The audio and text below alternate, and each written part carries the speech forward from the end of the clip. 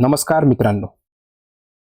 मागच्या व्हिडिओमध्ये काही लोकांनी प्रश्न विचारला होता, सर डॉक्युमेंट व्हेरिफिकेशनला नेमके कोणते डॉक्युमेंट्स लागतात. म्हणून आजचा हा संपूर्ण व्हिडिओ मी त्याच विषयावर बनवत आहे. सर्वप्रथम एक महत्त्वाची गोष्ट लक्षात ठेवा. मुंबई हायकोर्ट असेल, औरंगाबाद हायकोर्ट बेंच असेल, नागपूर हायकोर्ट बेंच असेल, हे जेव्हा अधिकृत नोटीस देतील त्या नोटीसमध्ये जी डॉक्युमेंटची लिस्ट राहील ती फायनल राहील. मी हा व्हिडिओ मागच्या डॉक्युमेंट व्हेरिफिकेशनच्या एक्सपिरियन्सवर बनवत आहे. ठीक आहे. मागच्या वेळेस काय काय मागितलं होतं तेच सहसा मागतील, काही चेंजेस होणार नाही. तर हे मी सर्वप्रथम क्लिअर करतोय. मागच्या भरतीतील प्रक्रियेच्या आधारावर तुम्हाला ही माहिती मी सांगत आहे. ठीक आहे, चला. आणि एक सरप्राईज आहे, या व्हिडिओमध्ये मी तुम्हाला नागपूर आणि मुंबई हायकोर्टचं दर्शन करून आणेल. ठीक आहे, चला. डॉक्युमेंट व्हेरिफिकेशन बद्दल बऱ्याच लोकांची रिक्वेस्ट होती, तर आज हा व्हिडिओमध्ये आपण पूर्ण डॉक्युमेंट व्हेरिफिकेशन बद्दल बोलूया. डॉक्युमेंट व्हेरिफिकेशन हा खूप महत्त्वाचा टप्पा आहे. आता बघा, तुमचं सध्या स्क्रीनिंग टेस्ट लेखी पेपरचा निकाल लागलेला आहे. जे काय लोक टायपिंगसाठी एलिजिबल झाले त्यांची टायपिंग आता जोरात चालू असेल. टायपिंगसाठी 1 महिना आवश्यक मिळेल. मला असं वाटतं 1 महिना साधारणतः तुम्हाला मिळेलच. ऑगस्ट महिन्यात सहसा ती टायपिंग होईल. लवकरच हायकोर्टच्या वेबसाईटवर ते शेड्यूल येऊन जाईल, त्यानुसार तुम्हाला कळेलच. टायपिंग झाल्यानंतर महत्त्वाचं आहे मित्रांनो डॉक्युमेंट व्हेरिफिकेशन. खूपच महत्त्वाचं आहे डॉक्युमेंट व्हेरिफिकेशन. म्हणून आजपासूनच डॉक्युमेंट व्हेरिफिकेशनच्या तयारी लागेल. कोणते डॉक्युमेंट्स लागतील याबद्दल आपण सविस्तर बघणार आहोत. हा फोटो आहे नागपूर हायकोर्ट बेंच. मी झूम करतो. हे बघा, अशी लाईन लागते तिथं. इथे लिहिलेलं आहे high court of Bombay Nagpur bench, बरोबर. Entry gate number 1. ठीक आहे. हे बघा विद्यार्थ्यांची लाईन. ठीक आहे. तर अशी लाईन लागते. त्यानंतर इथे एक नोटीस असते ठेवलेली. हे जे आहे ना, हे जे दिसतं इथं स्टँड, इथं असे 2-3 स्टँड असतात. तिथं नंबर लिहिलेले असतात, कुठल्या अप्लिकेशन नंबरपासून कुठल्या अप्लिकेशन पर्यंत तुम्हाला कोणत्या रूममध्ये जायचं आहे. यातला एक फोटो आहे नागपूर हायकोर्टचा. बघा किती सुंदर आणि छान आहे. तुम्ही इथं काम करणार आहात हे लक्षात ठेवा. खूपच स्वच्छ आहे हायकोर्ट आतून. सिक्युरिटी फुल आहे हायकोर्टला. बाहेर पोलीसवाले आहेत, वेगवेगळे स्क्वॉडवाले आहेत, इंटरनल सिक्युरिटी पण आहे. जबरदस्त आहे, काही अडचण नाही. नेक्स्ट, हे पण एक फोटो आहे हायकोर्टच्या आतलाच, आवारातला त्यांच्या. बघा बघा स्वच्छता बघा. कारण की हायकोर्टचे जे शिपाई आहेत किंवा हायकोर्टमधले जे सफाई कामगार आहेत, ठीक आहे, ते योग्य रीतीने मेंटेन करतात. असा हॉल आहे. हा हॉल मला वाटतं नागपूर हायकोर्टमधला 3rd फ्लोअरवरचा आहे. या हॉलमध्ये प्रत्येकाला बसवलं जाते. तुम्ही तुमचे डॉक्युमेंट्स तुमच्या टेबलवर अरेंज करून ठेवा. नंतर प्रत्येकाचं एक ती मॅडम किंवा सर नाव घेतात. त्यानंतर तिथं जायचं, ओरिजिनल डॉक्युमेंट दाखवायचे, प्लस आपले झेरॉक्सचे सेट दाखवायचा. काही कमी असलं तुमच्याकडे डॉक्युमेंट्स ते लिहून घेतात, कुठल्या गोष्टी कमी आहेत. त्यानंतर तुमच्याकडून ते अंडरटेकिंग घेतात. ठीक आहे. तुमच्याकडून ते लिहून घेतात की ही डॉक्युमेंट्स नाही आहेत. इंटरव्ह्यू पासून कोणाला रोखणार नाहीत. फक्त एकदमच डॉक्युमेंट्समध्ये काही झोल असेल तर तिथं तुम्हाला रिजेक्ट होईल, तुम्हाला इंटरव्ह्यू चान्स भेटणार नाही. ठीक आहे. सॉरी, एकच मिनिट. हे आहे बॉम्बे हायकोर्ट. परत सांगतो, डॉक्युमेंटचं तुम्ही घाबरू नका, सगळे डॉक्युमेंट्स तुमच्याकडे असतीलच. इन केस तुम्ही चुकीची माहिती भरली असेल तुम्ही रिजेक्ट होणारच आहात. डॉक्युमेंट्स व्हेरिफिकेशनमध्ये काही लोकांचं 10-20% लोक रिजेक्ट होतातच. ज्या लोकांचे डॉक्युमेंट्स क्लिअर होतात त्यांनाच इंटरव्ह्यूमध्ये बसू देतील. हा, एखादी छोटीशी मिस्टेक असेल तर ते ॲडजस्ट करतात, पण मेजर मिस्टेक असेल ते ॲडजस्ट करत नाही.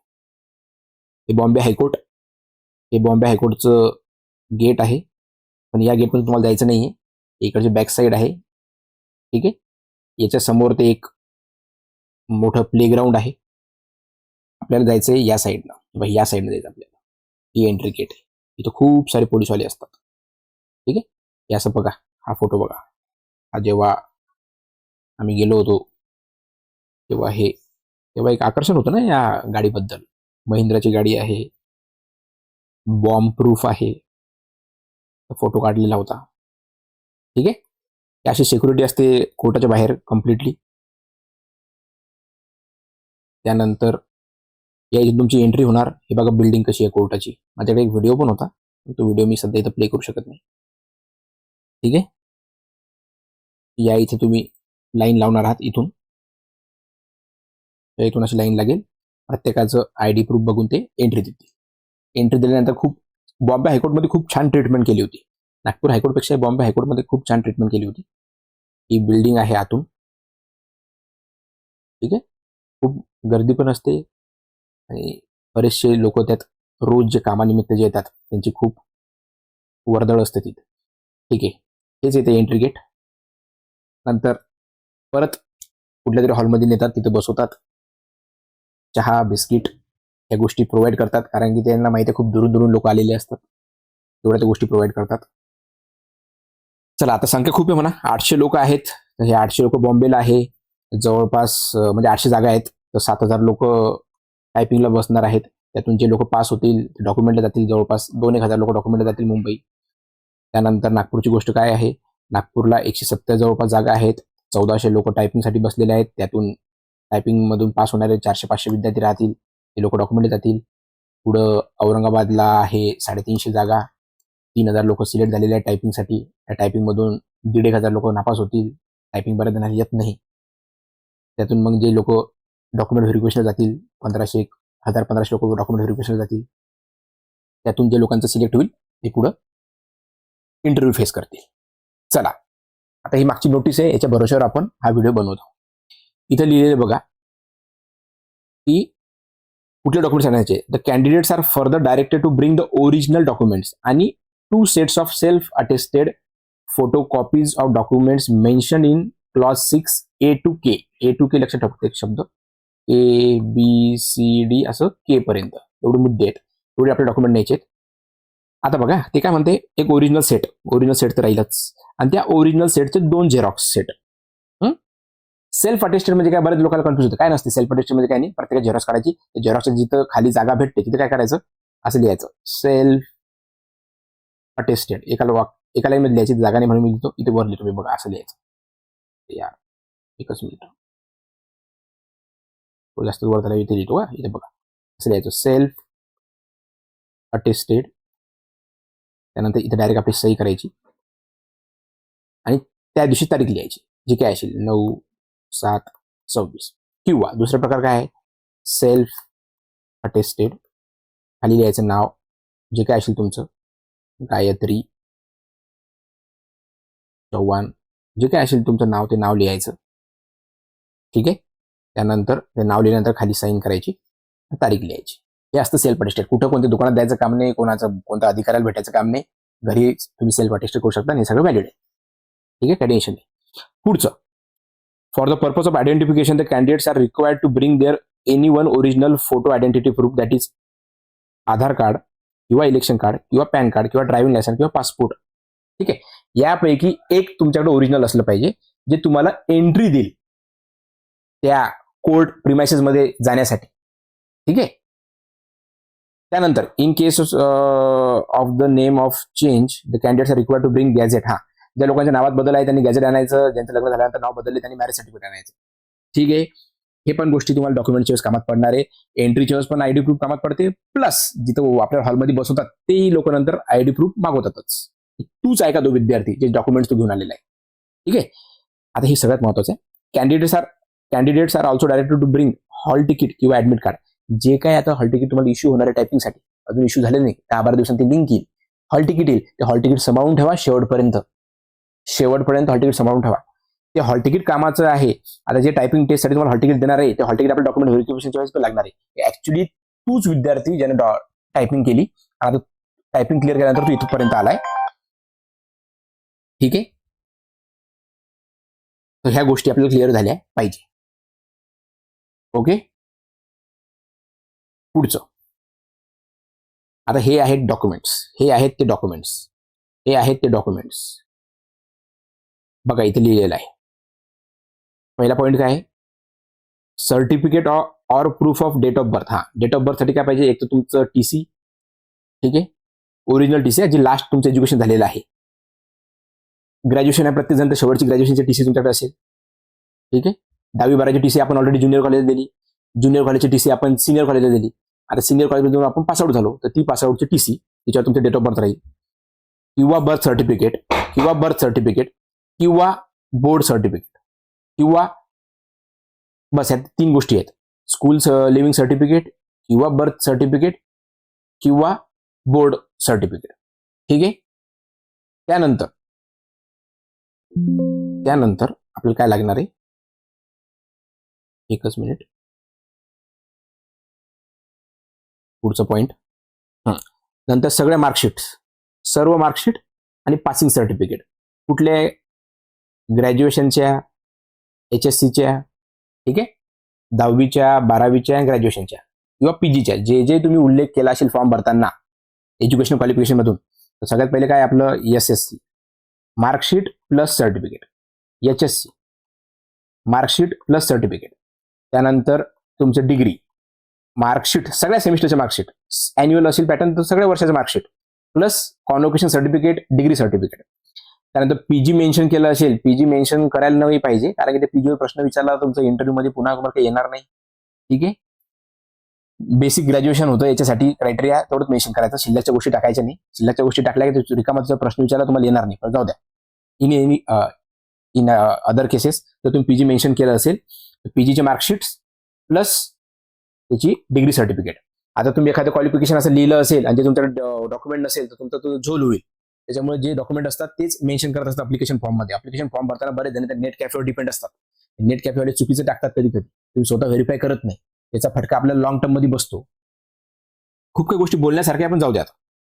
आता ज्याच्या मार्कशीटवर CGPA, SGPA ह्या गोष्टी असतील त्यांनी कन्व्हर्जन सर्टिफिकेट पण आणायचंय आपापल्या कॉलेजमधून किंवा त्या विद्यापीठातून. ज्याचं YCM मध्ये आहे, ज्यांना मार्क दिलेले आहेत त्यांना विषू नाही, पण ज्यांचं ग्रेड असेल, CGPA असेल तर त्यांना ते YCM ला 400 रुपये भरून कन्व्हर्जन सर्टिफिकेट घ्यावं लागते. कदाचित तुम्ही आता फॉर्म भरायच्याच घेऊन टाकलं असेल, जाऊ दे मी जास्त बोलत नाही त्याच्यावर. पुढं सर्टिफिकेट कोणतं पाहिजे, मला टायपिंगचं सर्टिफिकेट. ठीक आहे. त्यानंतर MSCITचं सर्टिफिकेट. त्यानंतर काय आहे, कास्ट सर्टिफिकेट. आता रिझर्वेशन तर कोर्टात नव्हतं, पण आपलं कास्ट सर्टिफिकेट आहे, ज्यांना फॉर्म भरताना कास्ट टाकले असेल तर कास्ट सर्टिफिकेट मेन्शन करावं लागेल. कास्ट सर्टिफिकेट फक्त, बाकी ते व्हॅलिडिटी नॉन क्रिमिनल त्याचा उल्लेख करत नाही, फक्त कास्ट सर्टिफिकेट. त्यानंतर डोमेसाईल सर्टिफिकेट. त्यानंतर जर तुम्ही कुठे जॉब करत असाल त्याच्याबद्दल लागेल. ठीक आहे. नंतर हे काय, एम्प्लॉयमेंट एक्सचेंज ऑफिस, जे आपण ते करत नाही का रजिस्ट्रेशन 11वी 12वी झाल्यानंतर, ते जर झालं असेल तुमच्याकडं, ते जर तुम्ही मेन्शन केलं नसेल फॉर्म मध्ये त्याची काही गरज नाही. यातल्या कोणत्या गोष्टी पाहिजे, ज्या गोष्टी तुम्ही मेन्शन केल्या असतील फॉर्म मध्ये त्याच. आता एम्प्लॉयमेंट एक्सचेंज रजिस्ट्रेशनचं जे असते सर्टिफिकेट, ते बरेच लोक आता करत नाही. जुन्या काळात लोक करत होते, आता मला माहित नाही नवीन मुलं करतात की नाही काय आहे. माझ्याकडे तर ते नाहीये एम्प्लॉयमेंट एक्सचेंज. ठीक आहे, कारण मी ते काही करेल नाहीये. चलो नेक्स्ट, पुढचा पॉईंट काय, ओरिजिनल कॅरेक्टर सर्टिफिकेट. हा कॅरेक्टर सर्टिफिकेट म्हणजे कोणतं, जे आपल्याला ऍडव्हर्टाइजमेंट सांगितलं होतं. हे बघा इथं हे कॅरेक्टर सर्टिफिकेट हे होतं ना, आपण 2 नाव मेन्शन केले फॉर्म भरताना, जे आम्हाला ओळखतात. ठीक आहे, हे कॅरेक्टर सर्टिफिकेट. अशा या 2 लोकांचा विचार सह्या घ्या, घेऊन जा. कॉलेजचा प्रिन्सिपल चालतो, कॉलेजचा HOD चालतो, शेजारचा वकील चालतो, एखादा डॉक्टर चालतो. ठीक आहे, काहीच नाही. गुड मॉरल सर्टिफिकेट आहे की मी याला 2-3 वर्षापासून ओळखतो, बस एवढं. कोणी भेटत नसेल कोणत्याही कोर्टात जा, 100 रुपये द्या, कुठल्याही वकिलाचा सही शिक्का घ्या, ज्याला 5-6 वर्ष झाली असतील, त्याचा सही शिक्का येणं बी काम होऊन जाते. काही त्याचं लोड नाहीये. काही अडचण असेल तुम्हाला व्हिडिओच्या खाली कमेंट करा. व्हिडिओच्या खाली कमेंट केल्यानंतर मी प्रत्येकाला बरोबर रिप्लाय देतो. काही अडचण नाही. ओरिजिनल सर्टिफिकेटचं टेन्शन घेऊ नका. फक्त आता तुम्ही जे 2 नाव मेन्शन केले आहेत, गावातला सरपंच असेल, तलाठी असेल, जे काय तुम्ही मेन्शन केलं असेल त्याच्यावरून घ्यावं लागेल आता. कारण की अप्लिकेशन फॉर्म मध्ये वेगळं 2 नावं आणि कॅरेक्टर सर्टिफिकेटवर वेगळे 2 नावं, असं नाही. जे तुम्ही अप्लाय केलं करताना फॉर्म भरताना जे 2 नावं लिहिले त्या 2 नावांचंच आता ते घेऊन जा आणि त्याच्यावर तारीख कोणती टाका, ऍडव्हर्टाइजमेंट आल्यानंतरची तारीख टाका, त्याच्या आधीच टाकू नका. ठीक आहे, हे झालं. त्याच्यानंतर पुढचं आहे नो ऑब्जेक्शन सर्टिफिकेट. जर तुम्ही कुठे जॉब करत असाल तर त्यांचं, एखादा माणूस कुठं गव्हर्नमेंटमध्ये क्लर्क असेल S6 लेवलला, पण त्याला बॉम्बे हायकोर्ट S10 आहे, इथं काम करायचं असेल तर त्याच्याकडून ते NOC लागेल, जिथे तो काम करतोय ते.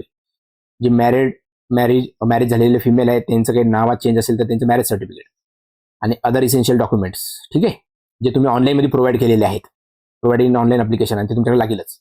आणि any other document if ask, तिथं वेळेवर विचारलं तर तुम्ही कॅरी करा. Caste certificate, validity, non criminal सगळ्या गोष्टी राहू द्या. डिग्री सर्टिफिकेट राहू द्या. एका मुलाची तुम्हाला गोष्ट सांगतो, त्याने काय केलं होतं, त्याचं डिग्री सर्टिफिकेट A4 साईजचं नाही, खूप मोठं होतं साईज, तर त्याने ते सोबत कॅरी केलं नव्हतं.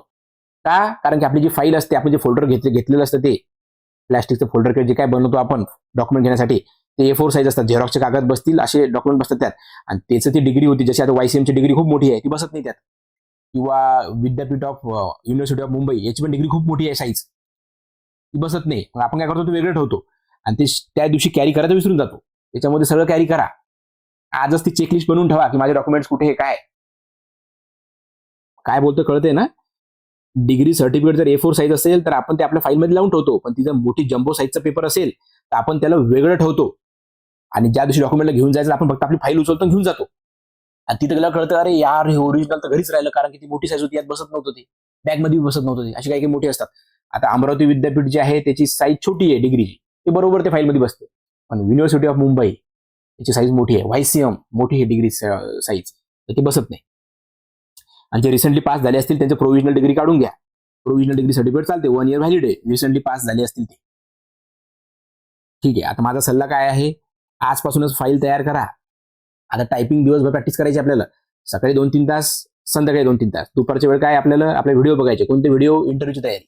इंटरव्ह्यूची तयारी म्हणजे काय, लास्ट इयरला जे लोक इंटरव्ह्यू दिले होते, याच हायकोर्टचे नाही, अदर हायकोर्टचे पण बाकी स्टेटचे पण इंटरव्ह्यू आहेत अवेलेबल युट्यूबवर, ते बघा काय प्रश्न विचारतात काय नाही. न्यायपालिकाबद्दल तुम्ही ज्या गावात इंटरव्ह्यू देणार आहात, म्हणजे मुंबई हायकोर्टवाले मुंबईची माहिती, नागपूर हायकोर्टवाले नागपूरची माहिती, संभाजीनगरवाले संभाजीनगरची माहिती. ठीक आहे. बऱ्याचशा गोष्टी आहेत त्या मी स्पेशली व्हिडिओ बनवली इंटरव्ह्यूवर, त्याच्यावर सांगेन तुम्हाला मी काय येतं.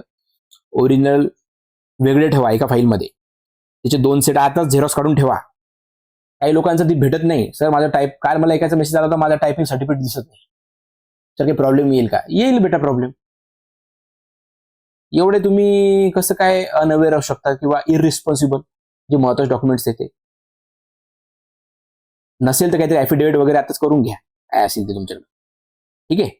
आणि प्रत्येकाची सॉफ्ट कॉपी, प्रत्येकाचे फोटो PDF गुगलवर ठेवा, गुगल ड्राईव्हवर किंवा कुठलं तरी टेलिग्रामवर किंवा तुमच्या मोबाईलमध्ये सेव्ह ठेवा. तिथे काही अडचण आली तर वेळेवर आपण दाखवू शकतो ऍटलीस्ट मोबाईलमध्ये. आणि सर्व सर्टिफिकेट तपासून घ्या, तुमचंच नाव आहे का त्याच्यावर, जे घरी तुमचे आहेत ते सगळ्या गोष्टी व्यवस्थित आहे का. ठीक आहे. आय होप सो बऱ्याचशा गोष्टी क्लिअर झाल्या असतील.